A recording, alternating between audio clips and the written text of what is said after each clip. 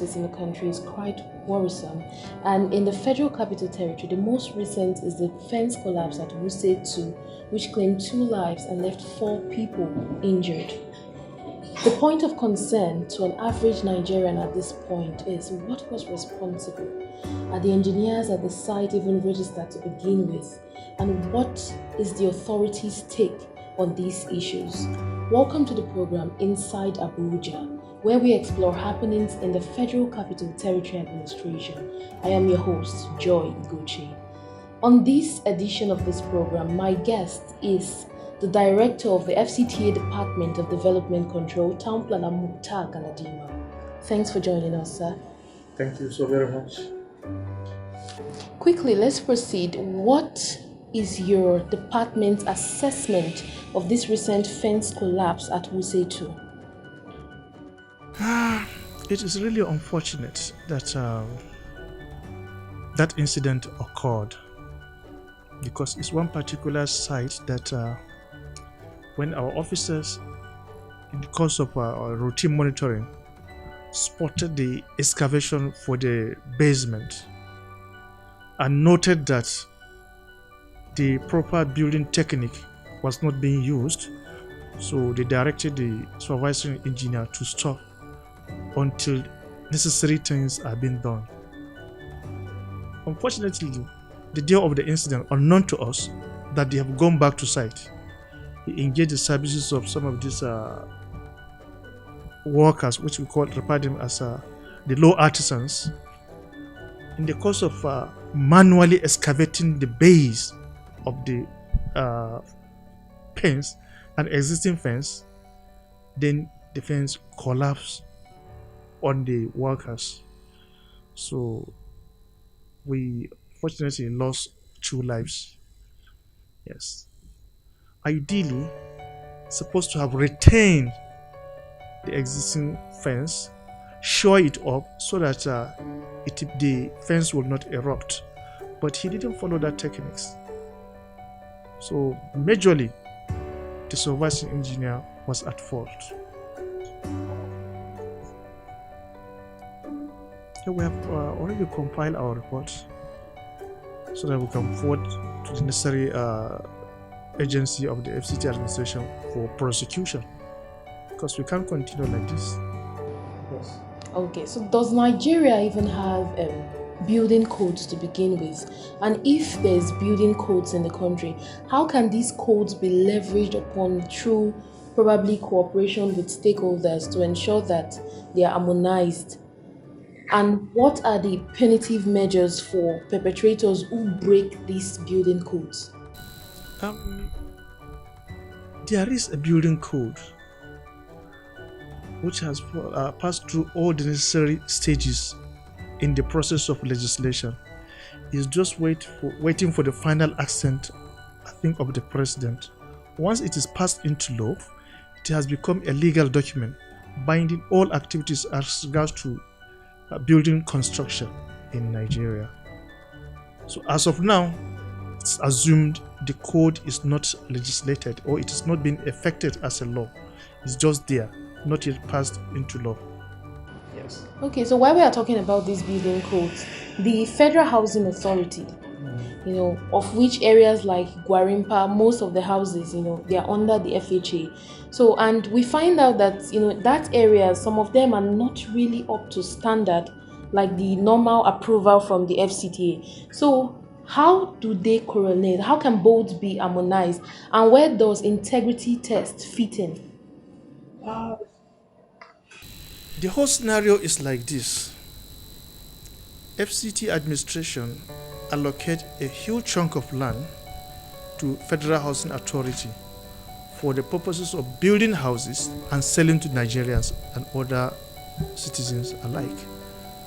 So initially, after the allocation, they go and prepare what we call site development plan, submit it to us for our vetting and necessary approval.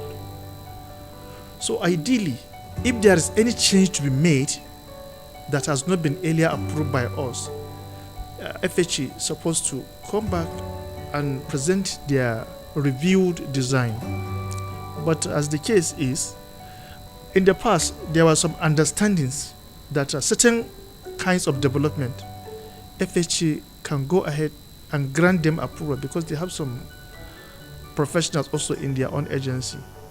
But some development that are at a certain level, they should refer them back to FCT for further necessary vetting. But because of the recent happenings here and there, now we are reviewing that position in such a way that the activities will be streamlined. There's going to be collaboration in such a way that maybe they will receive submissions of plans, do certain aspects of the processing, and then forward it to us for final vetting and approvals. Well, that is just a thinking towards streamlining the whole activities. So that's what we're doing now. Okay, tell us a bit about this integrity testing on buildings. Anytime you hear about integrity test, it's just to determine the structural stability of that particular building. Maybe it's a structure that we are not certain of its integrity. So we need to check out whether this building can withstand the test of time and functions. So in the process of an integrity test, you look at the foundation base, look at even the soil around the area, look at the columns, look at the reinforcement. If the building fails the test, those can it be remedied? If it cannot be remedied, what option is it to be demolished? So that is the essence of integrity test. Oftentimes, integrity tests are conducted on buildings that there was no initial supervision by the competent engineers or necessary supervisors, or there were some modifications in the cost of implementation of the plan. So there is need for that building to be tested to see whether it can stand the test of time and functions. So that's why we normally call for integrity test.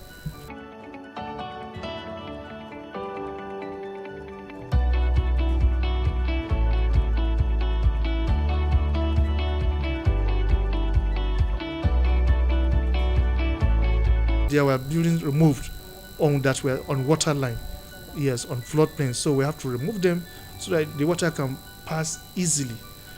Even with that, because of that singular action, the FCT was commended by the federal government that it is the only place in the whole country that there was no record of incident of negativity as regards to flooding in Nigeria. Okay, so is the same strategy being employed this time around? Yes, because we've already started. There was a sensitization program initiated by the FCT Emergency Management Agency, and there was a committee set up by the Permanent Secretary to look at areas, the floodable areas, and see that all structures on such areas are being removed, as well as desilting natural drainages, as well as culverts across the territory, so as we can reduce the incidence of water flooding and damming on this thing, so that we can reduce the flooding issues. Okay, thank you very much, sir. We've heard from Town Planner Galadima on issues pertaining to building collapses in Abuja and what has been done over the years and are still in existence to ensure that building collapses are not experienced in the nation's capital city. Now we'll take a short break where we see a brief history of Abuja.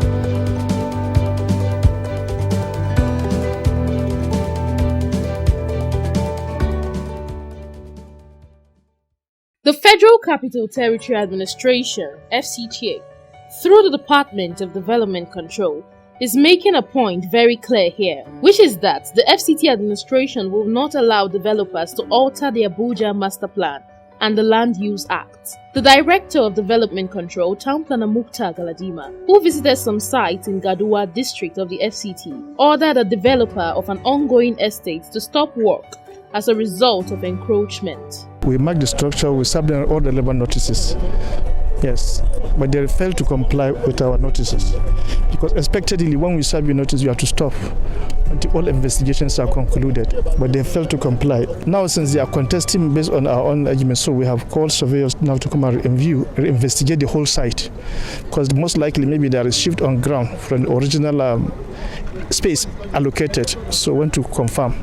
The project manager of the site, Engineer Chidi Godwin, alleged that there was an approval given to them by the officials of the FCTA. I have a document here that is also showing the lines on areas to build. There's an approval given to us in respect to that on areas to build. And also when the surveyor came, I'm an engineer, I'm only working with the template of the survey. The FCTA, however, insists that areas meant to be green should be kept green without altering the land use. Alright, you're welcome back, and it's still Inside Abuja with Joy Igoche, and I have been with the Director of FCTA Department of Development Control, Town Planner Mukhtar Galadima, as he has been talking about building collapses in Abuja. Now, away from building collapses, we want to quickly look at the recent incidences of land grabbing that the Department of Development Control has experienced in recent times, and what the director has to say about this. Cases of land grabbing. I think this is a new monster that is rearing its head in the Federal Capital Territory. You may recall, on the 3rd of March this year, we called for a press briefing to intimate the general public about this phenomenon of land grabbing, because we owe it a duty to educate the public, to inform them of the consequences of this land grabbing, because a lot of people may claim ignorance, that they are not aware of these incidents of land grabbing. So we inform the public, and we also made it categorically clear that all cases of land grabbing, we are going to tackle it. And we have started. We have started in Lugbe. We have started around Idu train station. So far, so good. We've been able to recover over 300 hectares of land that have been grabbed, fenced, some of them even developed by some of these people. And then as regards to the new methods or the new thinking, we have compiled the list of all these grabbers. We have gotten their addresses, and we are forwarding it to both the EFCC and then the FCT Urban and Regional Planning Tribunal. Because as I always said, sometimes it is the unsuspecting citizens that got caught up in this unfortunate situation, where they go and invest their money, and then before you know it, they lose this money. So that's why now is an opportunity once again to tell the public that for every transaction on land, we must conduct due diligence. If you want to buy land, go to the necessary agency, in this case the Department of Land Administration of the FCTA, to confirm whether that land is really authentic and duly allocated to the person that wants to sell. If it is an estate development, for you to go there, you have to come down to Department of Development Control to confirm whether that estate has been duly approved and built in line with the approval. So this is my simple advice. Thank you very much. That's an eye-opener, just straight to the point, telling us about what land grabbers are doing in the FCT. And so, like you rightly said about these unsuspecting residents falling prey to these people, So, whenever they are talking about land grabbing or bringing the law to do what is right, people always tend to fall back to the emotional aspect of it. Okay, why not nip it in the bud when you see somebody build one shanty? Why wait until the place is a colony before the department comes in? But the truth is, what is wrong is wrong. And anybody, perpetrating this illegal act, they know very well that they don't have the approval before going to wherever they are going to. Maybe you want to talk about that, the emotional aspect. People saying, okay, why not come when it was just 1, when it was 3, when it was 5? Why wait till it is over 200? Then you come to clear. It is rule of law. That is the slogan. It is rule of law. In this context, we are talking about legality, not the morality. Even though sometimes you apply the principles of morality, but legality first. Is it legal to build in FCT without necessary title and approved plans? The FCT Act of 1976 and the Nigerian Urban Regional Planning Law of 1992 as amended had made it clear that you should not commence any development without express approval of the authority. In this context, the Department of Development Control. So for everybody that build without following due course, it's an illegal development. No matter how massive that building is, it's illegal.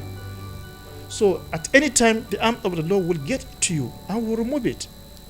And to assure you this, and I can beat my chest anywhere, anytime, for every structure that you see, whether it is this thing, we must have at a time serve a notice, stop this development. But because of our attitude of not respecting the law, people will go ahead and say, no, it's business as usual. It's no longer business as usual. That is it. Okay, so while we're about winding up now, this administration has seen a lot of works done by your department. So what would you say are your department's record achievement during this present administration?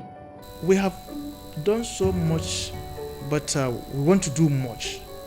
Yes.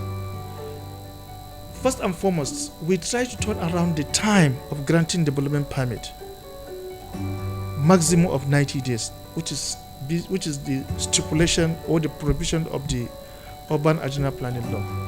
We make sure that we grant you your permit within that 19 days. If not, we must tell you the reason why we can't grant you that permit within 90 days.